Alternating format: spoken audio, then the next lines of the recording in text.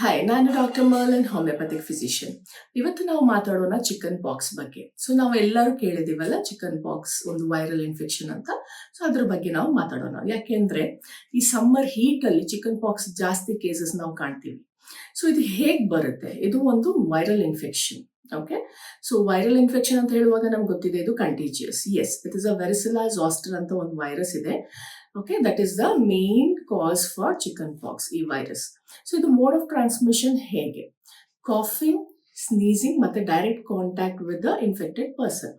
ಈಗ ವೈರಲ್ ಅಂತ ಹೇಳುವಾಗ ಡೆಫಿನೆಟ್ಲಿ ಕೋಲ್ಡ್, ಕಾಫ್, ಸ್ನೀಸಿಂಗ್ ಇರ್ತದೆ. ಸೊ ನೀವು ಸರಿಯಾಗಿ ಪ್ರೊಟೆಕ್ಷನ್ ಮಾಸ್ಕ್ ಹಾಕ್ಲಿಲ್ಲ ಅಂದ್ರೆ, ಟವಲ್ ಇಟ್ಕೊಳ್ಳಿಲ್ಲ ಅಂದ್ರೆ ಡೆಫಿನೆಟ್ಲಿ ಏರ್ ಬೋನಿಗೆ ಬರುತ್ತೆ. ವಾತಾವರಣದಲ್ಲಿ ಇರುತ್ತೆ ಅದು ವೈರಸ್. ಸೊ ನೀವು ಅದು ಉಸಿರಾಡುವಾಗ ನಿಮಗೆ ಕೂಡ ಬರ್ಬೋದು. ಸೊ ಇದು ಒಂದಾಯ್ತು. ಮತ್ತೆ ಡೈರೆಕ್ಟ್ ಕಾಂಟ್ಯಾಕ್ಟ್, ಈಗ ನೀವು ಕ್ಲೀನ್ ಮಾಡ್ತಾ ಇದ್ದೀರಾ ಈ ಬ್ಲಿಸ್ಟರ್ಸ್ನ, ಮತ್ತೆ ನೀವು ಹ್ಯಾಂಡ್ ವಾಶ್ ಮಾಡ್ತಾ ಇಲ್ಲ, ಅವಾಗ ಕೂಡ ಸ್ಕಿನ್ ಟು ಸ್ಕಿನ್ ಕಾಂಟ್ಯಾಕ್ಟ್ ಇಂದ ಈ ಬ್ಲಿಸ್ಟರ್ ಫ್ಲೂಯಿಡ್ಸ್ ನಿಮಗೆ ಇನ್ಫೆಕ್ಟ್ ಆಗಬಹುದು. So this is also main method of transmission. Okay, ಮತ್ತೆ ಕೆಲವರು ಒಂದು ಪ್ರಶ್ನೆ ಹೇಳ್ತಾರೆ, ಅದು ಮುಟ್ಟಿದ ತಕ್ಷಣ ನಮಗೆ ಬರುತ್ತಾ ಚಿಕನ್ ಪಾಕ್ಸ್? ಇಲ್ಲ, ತಕ್ಷಣ ಬರೋದಂತ ಅಲ್ಲ, ಅದಕ್ಕೆ ಒಂದು ಫೇಸ್ ಇದೆ. ಸೊ 7 to 10 days ಒಳಗಡೆ ಯಾವಾಗಾದ್ರೂ ಬರ್ಬೋದು. ನೀವು ಇನ್ಫೆಕ್ಟೆಡ್ ಪರ್ಸನ್ ಅಕ್ಕಪಕ್ಕ ಇದ್ರೆ 7 to 10 days ಒಳಗಡೆ ನಿಮಗೆ ಬರ್ಬೋದು. ಮತ್ತೆ ಈಗ ನಮಗೆ ಗೊತ್ತಿದೆ, ಓಕೆ, ಮೋಡ್ ಆಫ್ ಟ್ರಾನ್ಸ್ಮಿಷನ್ ಹೇಗಾಯ್ತು ಅಂತ. ಸಿಂಪ್ಟಮ್ಸ್ ಏನು, ಓಕೆ, ಏನ್ ಲಕ್ಷಣಗಳು ಅಂತ ನಾವು ತಿಳ್ಕೊಳ್ಳೋಣ. ಸೊ ಇದರಲ್ಲಿ ಕೂಡ ಸ್ಟೇಜಸ್ ಇದೆ. ಇನಿಷಿಯಲಿ ಫಸ್ಟ್ ಸ್ಟೇಜ್ ನಾವು ಹೇಳ್ತೀವಿ ಫೀವರ್ ಸ್ಟೇಜ್. ಓಕೆ, ಫೀವರ್ ಮತ್ತೆ ಕೋಲ್ಡ್, ರೆಸ್ಪಿರೇಟರಿ ಪ್ರಾಬ್ಲಮ್ಸ್ ನಿಮಗೆ ಜಾಸ್ತಿ ಕಾಣ್ತದೆ. ಫಸ್ಟ್ ನಿಮಗೆ ಜ್ವರ ಇರ್ತದೆ, ಮೈಕೈ ನೋವು ಇರ್ತದೆ, ಸುಸ್ತಾಗ್ತದೆ, ಮತ್ತೆ ಸ್ನೀಸಿಂಗ್, ಕಾಫಿಂಗ್ ಇರ್ತದೆ. ಓಕೆ, ಸೊ ಇಲ್ಲಿ ಜ್ವರ ನಿಮಗೆ 99, 100, 101 ತನಕ ಹೋಗ್ಬೋದು. ಸೊ ಈ ಸ್ನೀಸಿಂಗ್ಸ್ ಇರುವಾಗ, ಕಾಫಿಂಗ್ ಇರುವಾಗ ನೀವು ಸ್ವಲ್ಪ ಪ್ರಿಕಾಷನ್ಸ್ ತಗೊಳ್ಬೇಕು. ಮಾಸ್ಕ್ ಹಾಕ್ಕೊಳ್ಬೋದು, ಇಲ್ಲದಿದ್ರೆ ಟವಲ್ ಅನ್ನು ಇಟ್ಕೊಳ್ಬೇಕು. ಇಲ್ಲದಿದ್ರೆ ಅದು ಟ್ರಾನ್ಸ್ಮಿಟ್ ಆಗುತ್ತೆ. ಸೆಕೆಂಡ್ ಸ್ಟೇಜ್ ಅಲ್ಲಿ ಏನಾಗ್ತದೆ, ರ್ಯಾಷಸ್. ಓಕೆ, ನಿಮಗೆ ಜಸ್ಟ್ ರ್ಯಾಷಸ್, ಕೆಂಪು ಕೆಂಪು ತರ ಕಾಣ್ತದೆ. ಮೇನ್ಲಿ ಫಸ್ಟ್ ನಿಮಗೆ ಬರೋದು ಹೊಟ್ಟೆಯಲ್ಲಿ, ಚೆಸ್ಟ್ ಅಲ್ಲಿ, ಆಂಟೀರಿಯರ್ ಪಾರ್ಟ್. ಓಕೆ, ಮತ್ತೆ ನಿಮಗೆ ಕಾಣ್ಬಹುದು ಬೆನ್ನಲ್ಲಿ, ಮತ್ತೆ ಫೇಸ್ ಅಲ್ಲಿ, ಮತ್ತೆ ಲಿಮ್ಸ್ ಅಲ್ಲಿ, ಎಲ್ಲ ಕಡೆ ಹರಡ್ತದೆ.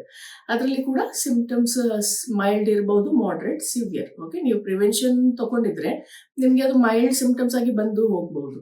ಇಲ್ಲದ್ರೆ ನೀವು ಏನ್ ಪ್ರಿವೆನ್ಷನ್ಸ್ ಇಲ್ಲದಿದ್ರೆ ಸ್ವಲ್ಪ ಮಾಡರೇಟ್ ಟು ಸಿವಿಯರ್ ಇರಬಹುದು. ಥರ್ಡ್ ಸ್ಟೇಜ್ ಅಲ್ಲಿ ಬ್ಲಿಸ್ಟರ್ ಫಾರ್ಮೇಶನ್. ಬ್ಲಿಸ್ಟರ್ ಫಾರ್ಮೇಶನ್ ಅಂದ್ರೆ ನಿಮ್ಗೆ ನೀರ್ಗುಳ್ಳೆ ಕಾಣ್ತದೆ. ಎಲ್ಲೆಲ್ಲಿ ನಿಮ್ಗೆ ರ್ಯಾಷಸ್ ಇತ್ತು ಅದರಲ್ಲಿ air bubbles, small liquid filled bubbles, vesicles ಅಂತ ಹೇಳ್ತೀವಿ, ಅದು ಫಿಲ್ ಆಗುತ್ತೆ. ಓಕೆ, ಅದು ಫಿಲ್ ಆಗುವಾಗ ತುಂಬಾ ಇಚ್ಚಿಂಗ್, ಇವನ್ ರ್ಯಾಷಸ್ ಬರುವಾಗಲೇ ಇಚ್ಚಿ ಇರುತ್ತೆ, ಬಟ್ ಇನ್ನೂ ಇಚ್ಚಿಂಗ್ ಜಾಸ್ತಿ ಆಗ್ತದೆ ಈ ಸ್ಟೇಜ್ ಅಲ್ಲಿ. ಸೊ ಡೆಫಿನೆಟ್ಲಿ ನೀವು ಇಚ್ ಮಾಡ್ಲಿಕ್ಕೆ ಹೋಗ್ತೀರಾ, ಸೊ ಅದು ಬರ್ಸ್ಟ್ ಆಗ್ತದೆ, ಮತ್ತೆ ಬೇರೆಯವರಿಗೆ ಕೂಡ ಹರಡ್ಬೋದು, ನಿಮ್ಗೆ ಕೂಡ ಬೇರೆ ಪ್ಲೇಸಸ್ ಕೂಡ ಬರ್ಬೋದು. ಸೊ ಈ ಸ್ಟೇಜ್ ಅಲ್ಲಿ ನಿಮ್ಮ ಉಗುರು ಇದ್ರೆ ನೀವು ಟ್ರಿಮ್ ಮಾಡಲೇಬೇಕು. ಇಲ್ಲದಿದ್ರೆ ಅದು ಏನಾಗ್ತದೆ, ನೀವು ವಾಲಂಟ್ರಿ ಅಂತ ಅಲ್ಲ, ಇನ್ವಾಲಂಟ್ರಿ ಅಲ್ಲಿ ಹೋಗ್ಬೋದು, ಆಗ್ಬಹುದು, ಮತ್ತೆ ಸ್ಕಾರಿಂಗ್ ಕೂಡ ಆಗ್ಬಹುದು. ಅದಕ್ಕೆ ಒಂದು ಪ್ರಿಕಾಷನ್ಸ್, ನೀವು ನೇಲ್ ಟ್ರಿಮ್ ಮಾಡಿ. ಮತ್ತೆ ಇದೆ ಫೋರ್ತ್ ಸ್ಟೇಜ್. ಈಗ ವೆಸೈಕಲ್ಸ್ ಫಿಲ್ ಬಬಲ್ ಇದೆ ಅಂತ ಹೇಳ್ದಲ್ಲ, ಬಬಲ್, ನೀರ್ಗುಳ್ಳೆ, ಇದು ಬರ್ಸ್ಟ್ ಆಗ್ತದೆ. ಬರ್ಸ್ಟ್ ಆದ್ಮೇಲೆ ಅದು ಸ್ಕ್ಯಾಬ್, ಒಂದು brown colour, blackish colour Scab ಉಳಿತದೆ.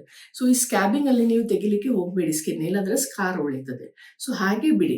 ನಾನು ಹೇಳ್ತೀನಿ ಏನು ಆಯಿಂಟ್ಮೆಂಟ್ ಯೂಸ್ ಮಾಡ್ಬೇಕಂತ, ಅದು ನೀವು ಯೂಸ್ ಮಾಡಿ. So fourth stage is Scab.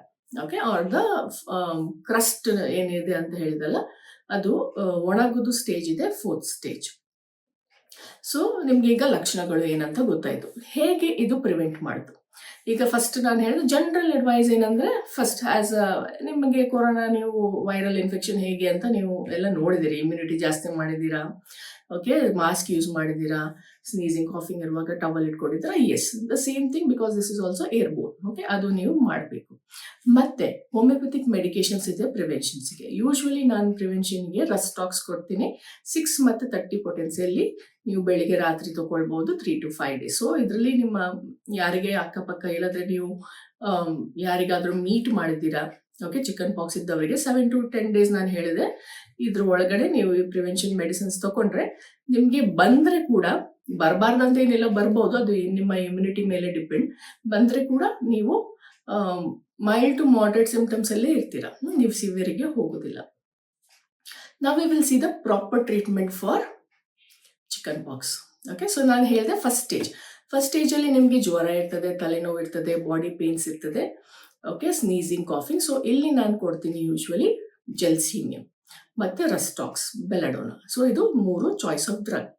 Second ಸ್ಟೇಜಲ್ಲಿ ನಿಮಗೆ ಜಾಸ್ತಿ ರ್ಯಾಷಸ್ ಕಾಣ್ತದೆ, ರೆಡ್ನೆಸ್ ಕಾಣ್ತದೆ, ಅಲ್ಲಿ ನಾವು ಕೊಡ್ಬೋದು ಬೆಲಡೋನಾ ಮತ್ತು ರಸ್ಟಾಕ್ಸ್. ಥರ್ಡಲ್ಲಿ ನಿಮಗೆ ಕಾಣ್ಬೋದು ಬ್ಲಿಸ್ಟರ್ಸ್ ಮತ್ತು ಫೋರ್ತ್ ಸ್ಕ್ಯಾಬಿಂಗ್. ಸೊ ಇಲ್ಲಿ ನಾವು ಜಾಸ್ತಿ ಕೊಡ್ತೀವಿ ರಸ್ಟಾಕ್ಸ್, ಪಲ್ಸಟಿಲಾ ಮತ್ತು BC20, ಬಯೋಕೆಮಿಕ್ ನಂಬರ್ 20 ಕೊಡ್ತೀವಿ. ಸೊ ಇಲ್ಲಿ ಏನಾಗ್ತದೆ, ನಿಮ್ಮ ಸ್ಕಿನ್ ಹೀಲ್ ಆಗಲಿಕ್ಕೆ ತುಂಬ ಸ್ಮೂತಾಗಿ ಹೀಲ್ ಆಗ್ತದೆ. ಮತ್ತು ಅಪ್ಲಿಕೇಶನ್ಗೆ ನಿಮ್ಮ ಮನೆಯಲ್ಲಿ ಕ್ಯಾಲಮೈನ್ ಲೋಷನ್ಸ್ ಇದ್ದರೆ ನೀವು ಹಚ್ಬೋದು, ಇಲ್ಲದಿದ್ದರೆ ಕ್ಯಾಲಂಡುಲಾ ವಿತ್ ಅಲೋವಿರಾ ಅಂತ ಬರುತ್ತೆ. That's very beautiful medication. So ಇದು ಕೂಲಿಂಗ್ ಕೂಡ ಆಗ್ತದೆ, ನಿಮಗೆ ಸ್ಕಿನ್ ಕೂಡ ಸ್ಮೂತ್ ಇರುತ್ತೆ, ಮತ್ತು ಇಚಿಂಗ್ ಸೆನ್ಸೇಷನ್ ಕೂಡ ಹಾಗೆ ಬರೋದಿಲ್ಲ. ಮತ್ತು ಅದು ಹೀಲ್ ಆಗುವಾಗ ಸ್ಕ್ಯಾಬಿಂಗ್ ಸ್ಟೇಜಲ್ಲಿ ಕೂಡ ಅದು ನಿಮಗೆ ಸ್ಕಾರ್ ಇಲ್ಲದೆ ಅದು ಹೀಲ್ ಆಗ್ತದೆ. ಸೊ ಕ್ಯಾಲಂಡುಲಾ ವಿತ್ ಅಲೋವಿರಾ ನೀವು ಯೂಸ್ ಮಾಡ್ಬೋದು. Any company is okay. So this is how we treat chicken pox and homeopathy. Thank you.